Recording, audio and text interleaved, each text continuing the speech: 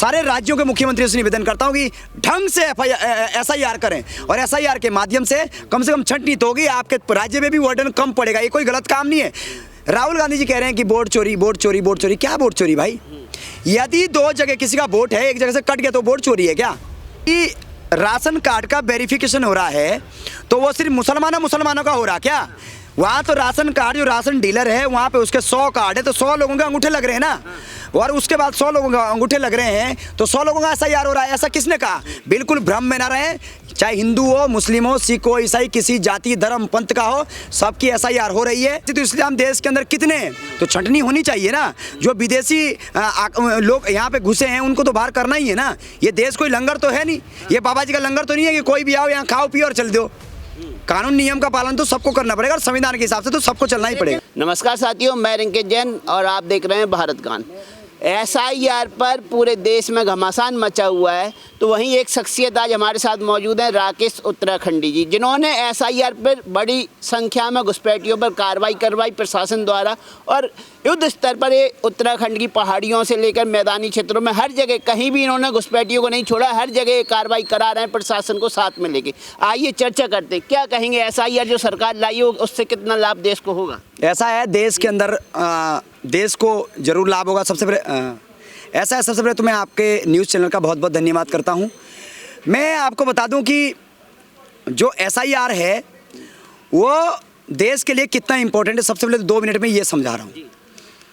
ऐसा है कि दिल्ली का व्यक्ति उत्तराखंड जा रहा है और वहाँ भी बोर्ड बना रहा है, यहाँ भी बोर्ड बना रहा है।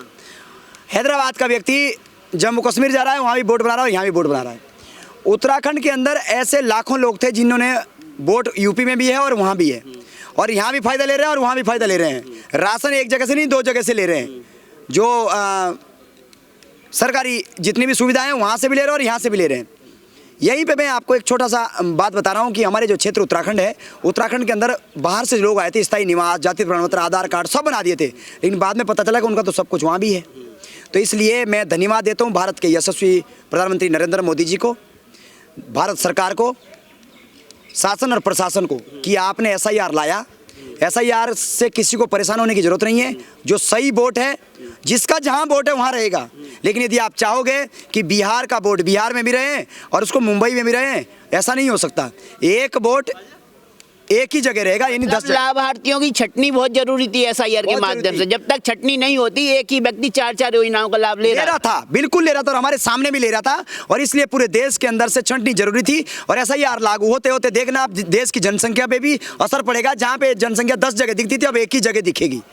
तो ये बहुत अच्छा कदम है और मैं पूरे भारत के सभी मुख्यमंत्री जी से भी निवेदन करता हूं, सारे राज्यों के मुख्यमंत्रियों से निवेदन करता हूं कि ढंग से SIR करें और SIR के माध्यम से कम छंटनी तो होगी, आपके राज्य में भी वर्डन कम पड़ेगा। ये कोई गलत काम नहीं है। राहुल गांधी जी कह रहे हैं कि वोट चोरी वोट चोरी वोट चोरी। क्या वोट चोरी भाई? यदि 2 जगह किसी का वोट है, एक जगह से कट गया तो वोट चोरी है क्या? वो तो एक वेरिफिकेशन है और उससे गुजरना पड़ेगा। आपको भी गुजरना पड़ेगा, मुझे भी गुजरना पड़ेगा। लेकिन छटनी केवल एक समुदाय मजहब विशेष की नहीं होनी चाहिए ना, हर समाज की छटनी होनी चाहिए, हर जाति वर्ग की छटनी होनी चाहिए। आपका प्रशासन और आप समुदाय और मजहब देख के छटनी करवा रहे हैं, ऐसा राहुल गांधी कह रहे हैं। अच्छा मेरी बात सुनो आप, एक बात बताइए आप, यदि राशन कार्ड का वेरिफिकेशन हो रहा है तो वो सिर्फ मुसलमानों का हो रहा क्या? वहाँ तो राशन कार्ड, जो राशन डीलर है वहाँ पे उसके 100 कार्ड है तो 100 लोगों के अंगूठे लग रहे हैं ना, और उसके बाद 100 लोगों का अंगूठे लग रहे हैं तो 100 लोगों का SIR हो रहा है। ऐसा किसने कहा? बिल्कुल भ्रम में ना रहे, चाहे हिंदू हो, मुस्लिम हो, सिख हो, ईसाई, किसी जाति धर्म पंथ का हो, सबकी SIR हो रही है और SIR होनी भी चाहिए। और SIR के माध्यम से एक्चुअली ये पता चलेगा कि देश के अंदर स्थिति क्या है। अब आपको मैं बात बता रहा हूँ, जहाँ पे 1000 टन गेहूँ जा रहा था सस्ते गले में, वहाँ पे अब मात्र जो है 500 टन जाएगा, क्योंकि 2 जगह वोट थे। तो ये कोई गलत काम है क्या? 500 टन गेहूं बचेगा, ऐसा आपका कहना है? बिल्कुल 500 टन गेहूं बचेगा और राज्य और देश के कोष पे फर्क नहीं पड़ेगा, बल्कि अच्छा होगा। तो ये अच्छा काम है। SIR कोई बुरी बात नहीं है। कोई लोग भ्रमित कर रहे हैं तो भ्रमित होने की जरूरत नहीं है। मुझे भी SIR, उसी SIR के अंतर्गत मैं भी आता हूं और वो भी आते हैं, पूरे देश आता है। 140 करोड़ देशवासी आते हैं और 140 करोड़ देशवासी तो है कि नहीं है। मैं कह रहा हूँ जनगणना के आधार पे जितनी जनसंख्या थी, लेकिन अब SIR होगा तो आपको पता चलेगा कि उतने तो देश ही नहीं है, उतने तो लोग ही नहीं है जितना दिखाए जा रहे हैं। आप कितनी योजनाओं का लाभ दे रहे हैं? ऐसा है कि यदि मैं अपनी बात करूं तो मुझे तो सिर्फ एक खादी योजना का लाभ मिलता है, इसके अलावा हम कोई योजना का लाभ नहीं ले रहे हैं। यदि आप, लेकिन मैं कहता हूं कि अन्य सभी लोग जो योजनाओं का लाभ ले रहे हैं वो देश को गालियां दे रहे हैं। लेकिन SIR के नाम पे यही ज्यादातर सुनने में क्यों आ रहा है? यहाँ बांग्लादेशी घुसपैठी पकड़ेगा, यहाँ पाकिस्तानी घुसपैठी, यहाँ रोगड़िया, यहाँ यादव घुसपैठी क्यों नहीं आ रहा, यहाँ ठाकुर घुसपैठी क्यों नहीं आ रहा है? दिखाता हूँ आपको एक वीडियो दिखा, मेरा फोन दीजिए प्लीज, इसी वीडियो में मेरा फोन दीजिए। आपको मैं एक वीडियो दिखाता हूँ छोटी सी, इसी पे एक वीडियो दिखाता हूँ, जो वीडियो अभी मैं खुद ही बना, इसके अंदर जो आवाज़ है वो आवाज़ भी मेरी है। मैं आपको एक वीडियो दिखाता हूँ। आपने कहा कि बांग्लादेशी आगे और घुसपैठी आगे, ये आगे वो आगे, तो बांग्लादेशी मैं आपको दिखाता हूँ कि बांग्लादेशी आ कहाँ से रहे। अच्छा मेरी बात समझना, आप आ रहे हैं कि बनाए जा रहे हैं? ना आ रहे हैं। बांग्लादेश, आज कल आप बंगाल के सरहद पर जाओगे तो हजारों लाखों लोग हाथ जोड़ जोड़ के कह रहे हैं जी हमें बाहर भेजो, हमें बाहर भेजो, हमें जेल नहीं जाना, हमें बाहर भेजो। और उस डर से जो है दुनिया भर के लोग बाहर जा रहे हैं। मैं आपको एक छोटी सी वीडियो दिखा रहा हूँ। ये वीडियो जो है आप देखेंगे इस वीडियो के माध्यम से कि जो ये वीडियो में बंगाल गया था अभी, और बंगाल में जो स्थिति मैंने देखी है वो स्थिति बहुत भयावह थी जी। कहाँ है वीडियो? अभी मैं, हाँ ये वीडियो है। हाँ। बांग्लादेश के नाम तेरा? राशिदुल इस्लाम। बांग्ला से हूँ। क्यों आया था इधर? घूमने के लिए आया। अच्छा, तुम कहाँ के हो? बांग्लादेश के कौन से जिले? फैनी जिला से हैं। अच्छा, क्या पिताजी का नाम है? अबुल कलाम। तुम्हारा नाम क्या है? राशिदुल इस्लाम। तो काम करने आए थे? नहीं। फिर घूमने आया था, थे। ऐसे ही घूमने आते हैं। तो ये फैनी जिला से राशिदुल इस्लाम ये भारत में क्या कर रहा है भाई? तो ऐसे राशिदुल इस्लाम देश के अंदर कितने हैं? तो छंटनी होनी चाहिए ना। जो विदेशी लोग यहाँ पे घुसे हैं उनको तो बाहर करना ही है ना। ये देश कोई लंगर तो है नहीं, ये बाबा जी का लंगर तो नहीं है कि कोई भी आओ यहाँ खाओ पियो और चल दो। कानून नियम का पालन तो सबको करना पड़ेगा और संविधान के हिसाब से तो सबको चलना ही पड़ेगा। फिर घरों में काम करने वाली बाइयां नहीं मिलेंगी। अच्छा, मतलब आपको विदेशी चाहिए। घर मकानों को बनाने वाले मजदूर नहीं मिलेंगे। नहीं, आपका कहने का मतलब ये है कि बंगाल से पाकिस्तान ऐसा मेरा कहना नहीं है, लोगों का कहना हाँ, है। बड़ी संख्या में जो मजदूरी कर रहे हैं वो बांग्लादेशी कर रहे हैं, मेहनत मजदूरी कर रहे हैं, ठेला लगा रहे हैं, कोई ई रिक्शा चला रहे हैं। तो क्या छोटे छोटे व्यवसाय खत्म हो जाएंगे। अच्छा, तो क्या जो ये देश है, ये देश लंगर है क्या? मैं आपको एक बात कह रहा हूँ कि यदि आपको मजदूर चाहिए तो आप नेपाल जाओ, यदि आपको मजदूर चाहिए तो बांग्लादेश जाओ, आपको मजदूर चाहिए तो पाकिस्तान जाओ। तो फिर पाकिस्तान फिर यहाँ आके फट भी जाता है, फिर एक की जगह कितना होगा? फिर इसलिए देश के अंदर अवैध तरीके से जो घुसपैठी है वो बाहर होने चाहिए, और अवैध रूप से हम इस देश में किसी को भी नहीं रहने देंगे। और एक मेरा मौलिक अधिकार है, मेरे मौलिक अधिकार में हनन होगा तो मैं आवाज़ तो निकालूंगा ना सर। उत्तराखंड में कितने बांग्लादेशी मिले आपको? बहुत मिले हैं, मैं अकाउंटिंग नहीं कर सकता, लेकिन यदि आप आंकड़ा मंगाओगे तो बहुत बांग्लादेशी मिले हैं जिनको जो है रवाना कर दिया गया है। अंदाजा तो बता सकते हैं?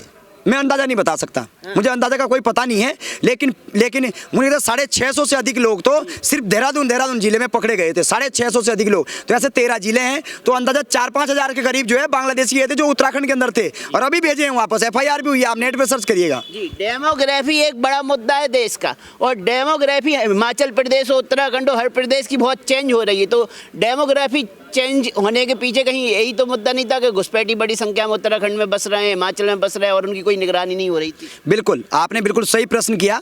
डेमोग्राफी चेंज का मतलब ये है, आखिर डेमोग्राफी है क्या और चेंज होने से होगा क्या? मैं आपको बताता हूँ। ऐसा है कि एक जगह पड़ती है जिसको बोलते हैं नू मेवात, जहाँ पे मेवाती रहते थे, और यदि आप 1960 के 1947 के करीब जाओगे तो बहुत कम जनसंख्या वहाँ थी। तब मंदिर की घंटियाँ भी बढ़िया बज रही थी, जागरण भी हो रहे थे, हिंदू बढ़िया काम कर रहे थे, कोई दिक्कत नहीं थी, उनका अपना वर्चस्व था, प्रधान भी उनका था, BDC भी उनका था, जिला पंचायत भी उनका था, विधायक भी उनका था, MP भी हिंदुओं का था। लेकिन धीरे धीरे एक के बदले 15 पैदा किए और धीरे धीरे डेमोग्राफी चेंज हुई, पब्लिक बढ़ी, उनका वोटर बढ़ा। आज हिंदुओं की स्थिति क्या है वो आप देख सकते हैं। आज घंटियाँ रुक चुकी है, आज हिंदुओं के त्योहारों पर पत्थरबाजी हो रही है, आप पीछे देख रहे होंगे, गोकसी हो रही है, उल्टे सीधे काम हो रहे, सब हो रहे हैं। तो इसलिए जहाँ जहाँ भी डेमोग्राफी बढ़ी है वहाँ की संस्कृति गई और जमीनी जो व्यवस्थाएं वो समाप्त हुई है। इसलिए मैं कांग्रेस का भी था, तब ये मुद्दे आते ही नहीं थे। कांग्रेस के समय में तो बड़ी शांति थी, कोई बांग्लादेशी नहीं था, कोई रोहिंग्या नहीं था। जैसे ही बीजेपी की सरकार आई तो देश में ये बांग्लादेशी रोहिंग्या कहाँ से गए। अच्छा, आपको मैं कांग्रेस की बात बताता हूँ भैया। ऐसा एक बात बताइए, कांग्रेस ने सारे मंदिरों को सरकार के अधीन किए तो मस्जिद क्यों नहीं की, मदरसे क्यों नहीं किए?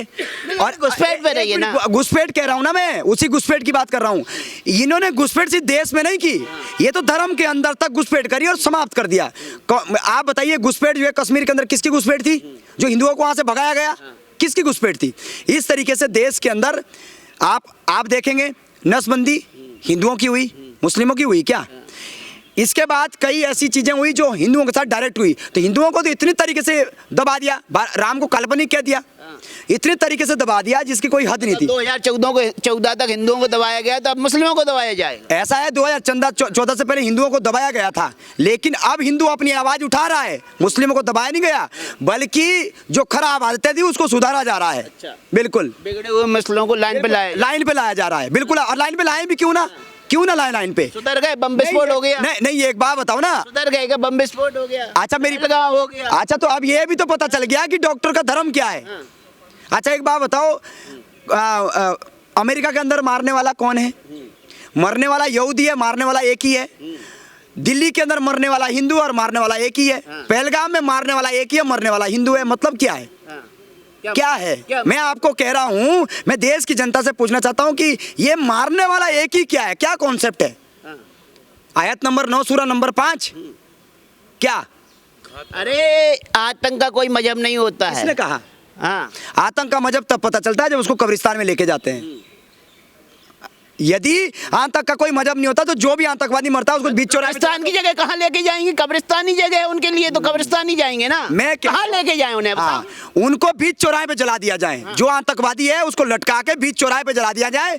और मैं तो कहता हूँ कि घी के बदले कुछ और चीज डाली जाए उसके ऊपर। बाद तो दुश्मन को भी इज्जत बख्शी जाती है, उन्हें क्यों नहीं बख्शना चाहिए? क्योंकि वो आतंकवादी है, उन्होंने निर्दोषों को मारा है, देश को नुकसान पहुंचाया है, और जो देश को नुकसान पहुंचाता है उनको उसी भाषा में जवाब देना चाहिए।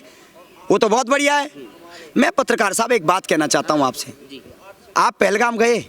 मैं नहीं गया। आप कभी जाना, और वो मंजर यदि आपके साथ होता कि भैया पैंट खोलो और पैंट खोल के हम चेक करेंगे कि आप हिंदू या मुसलमान हो, तब आपके छाती में गोली लगती, तो ऐसे प्रश्न आप नहीं करते। अच्छा, हाँ, मेरे सवालों से आपके सीने में नहीं, कोई सीने में नहीं है, लेकिन मैं आपको बात कह रहा हूँ कि एक पत्रकार का काम ही सवाल करना। नहीं, वो चीज़ ठीक है। मैं आपको धन्यवाद करूँ। पत्रकार चौथा स्तंभ है, और पत्रकार हिंदू मुस्लिम सिख ईसाई से बहुत ऊपर है और जाति धर्म से ऊपर है। बीजेपी की तरफ से तो आपसे सवाल नहीं पूछूंगा। ना, मैं बीजेपी की तरफ से देना भी नहीं चाहता, और मैं बीजेपी का व्यक्ति भी नहीं हूँ।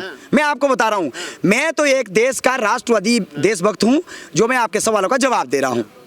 तो फिर सवालों पे कष्ट नहीं होना चाहिए। हाँ, बिल्कुल। मजहब सबका है, धर्म सबका है। मजहब वाले कब्रिस्तान जाएंगे, धर्म वाले शमशान जाएंगे, तय है पहले से। तो आतंकवादियों के लिए आप भी सड़क पे जलाने की बात क्यों कर? मैं तो कह रहा हूँ यदि हिंदू यदि आतंकवादी है उसको दफना दो, लेकिन यदि मुस्लिम कोई आतंकवादी उसको जला दो, तब देखो जरा ट्रीटमेंट क्या होता है। तब देखो कैसे बिलबिला के बाहर आते हैं। क्यों उसको जनाजे की नमाज उसको कराई जाती है? आतंकवादी को क्यों कराई जाती है? इसलिए कि आयत नंबर 9 सूरा नंबर 5 को इम्प्लीमेंट किया उसने। लेकिन कई अब अच्छे मुस्लिम भी हैं जो बीच में आ रहे हैं और कह रहे हैं कि कुरान को बदनाम किया जा रहा है। आयतें तो कुछ और बोल रही है, मौलवी मौलाना कुछ और बता रहे हैं। अच्छा, मैं आपको एक बात कहना चाह रहा हूँ भाई, एक मिनट आओ। मैं आपको एक शख्स से मिला रहा हूँ। एक शख्स है और कहते हैं कि कुरान को जो है बदनाम किया जा रहा है। भाई, मुझे तो देखो कुरान के बारे में पता नहीं है, और मजहब के बारे में भी मुझे ज़्यादा पता नहीं है, उस धर्म के बारे में पता नहीं है, लेकिन हमारे बीच में हमारे एक मित्र हैं, आपका नाम इमरोज आलम है जी। और इमरोज भाई जो ये प्रश्न कर रहे हैं, इस प्रश्न का आप जवाब दो। मुझे तो कोई पता नहीं है, क्योंकि मैंने कुरान पढ़ी नहीं है, मुझे कुरान के बारे में ज़्यादा पता नहीं। मैंने यही पूछा है कि अच्छे मुस्लिम ये बोल रहे हैं आयतों को जो आतंकवादी प्रवृत्ति के लोग हैं, मुल्ला मौलाना कट्टरपंथी है, वो अलग तरीके से पेश कर रहे हैं, जबकि आयतें बिल्कुल शांतिपूर्ण है। शांतिपूर्ण है। देखिए, ये जो ना रिलीजन पीस वाला, ये स्पेलिंग की मिस्टेक हो गई। पीस नहीं है, पीस कर देने वाला है। आयतें वही है जो कह रही है आयतें। कैसे? और एक जगह नहीं, कुरान में लगभग 250 जगह पर काफिरों को, गैर मुस्लिमों को मारने काटने का जिक्र है। ये जो आप सूरह तौबा की आयत बता रहे हैं, हाँ, बिल्कुल साफ तौर से कह रही है। हाँ, जैसे मैंने इस्लाम छोड़ दिया तो एक आयत है 23 नंबर की, उसने मेरा सब कुछ छीन लिया। ये आयत कह रही है, ए ईमान वालों, तुम्हारे माँ बाप भाई बहन मतलब ये सब लोग जो खून के सगे रिश्ते हैं, अगर ये दीन की जगह कुफ्र को तरजीह देने लगे तो तुम इनसे दोस्ती ना रखो, वरना तुम जालिम हो, अत्याचारी हो। तो इस आयत ने मेरा सब कुछ छीन लिया, घर परिवार। तो मैं तो केस करूँगा इस आयत पे। लेकिन कुछ अच्छे मुस्लिम, सनातनी मुस्लिम कह रहे हैं कि कुरान में कोई बुराई नहीं है, आयतों में कोई बुराई नहीं है। बुराई है तो ये कट्टरपंथी मुल्ला का जो इस्लाम है उसमें बुराई है। नहीं नहीं, ये सुनते आए थे हम आज तक, अल्लाह का इस्लाम अलग है, मुल्ला का इस्लाम अलग है। लेकिन नहीं, जो मुल्ला कह रहा है वही अल्लाह कह रहा है, उसी को प्रेजेंट कर रहे हैं। और जब बात आती ना अच्छे मुसलमान, सच्चे मुसलमान, अरे अच्छे सच्चे इंसान अच्छा बुरा हो सकता है, मुसलमान तो मतलब सच्चे मुसलमान की बात आती ना, सच्चा मुसलमान मतलब आतंकवादी। अगर जो आतंकवादी नहीं अपने आप को मान रहा, कुरान पे को नहीं मान रहा, वो अच्छा इंसान तो हो सकता, अच्छा मुसलमान नहीं हो सकता। मुसलमान का आप लिखो ना एक्स इमरोज आलम, आप एक्स मुस्लिम क्यों लिखते हो? एक्स मुस्लिम, जब मुस्लिम इतना बुरा है, कुरान में इतनी बुराइयां हैं, आयतों में इतनी बुराइयां हैं, तो फिर एक्स मुस्लिम कहलाना क्यों पसंद करते हैं? एक्स मुस्लिम कहलाना नहीं, अरबी का लफ्ज़ है मुर्तद। हाँ, मुर्तद को आप डालिए, अरबी टू इंग्लिश कीजिए तो आएगा एक्स मुस्लिम, अरबी टू हिंदी कीजिएगा तो आएगा पूर्व मुस्लिम। मैं कहा ये नाम तो इन्हीं का दिया हुआ। मुस्लिम शब्द को हटा ही दो ना, इमरोज आलम भी तो ठीक है। नहीं नहीं, इनके पिछवाड़े में तो इसी से आग लगती है ना। वो भी तो जरूरी है ना, इन्हें पता चलता रहे कि ये कभी हमारा था। वाजिबुल कत्ल हूँ ना मैं। मतलब आप नमक बन के रहेंगे जिंदगी भर? नहीं, जो जहाँ जले वहीं छिड़क जाओ। नहीं, जरूरी है ना। देखो, डिटोल्स आप लगाइए, जहाँ पे जख्म होगा ना वहीं पे मिर्ची लगेगी, तो मिर्ची लग रही है। जैसे हमारे भाई ने भी अच्छे से सुलगा रखी है। नहीं नहीं, वैसा नहीं है।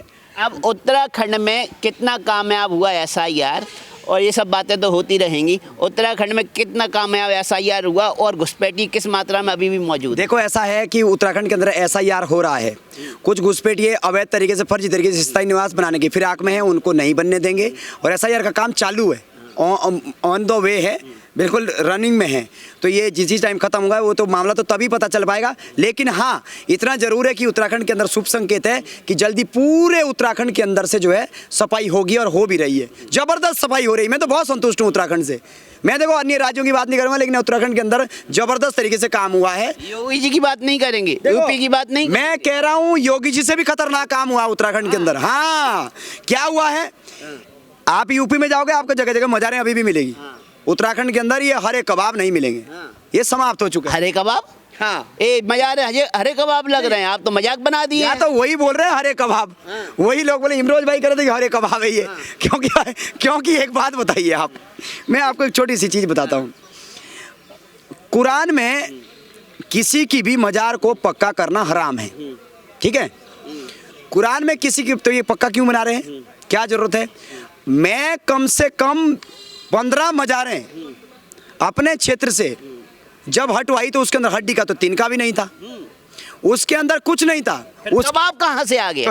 तो ये फर्जी हरा कबाब था ना ये मेरे भाई। लेकिन मैं आपको बता रहा हूँ कि उत्तराखंड के अंदर कब्जा करने के चक्कर में, जंगलों के अंदर जो कब्जा हो रहा था उसको रोकने के लिए जो है सारे के सारे हरा कबाब को हटाए गए हैं।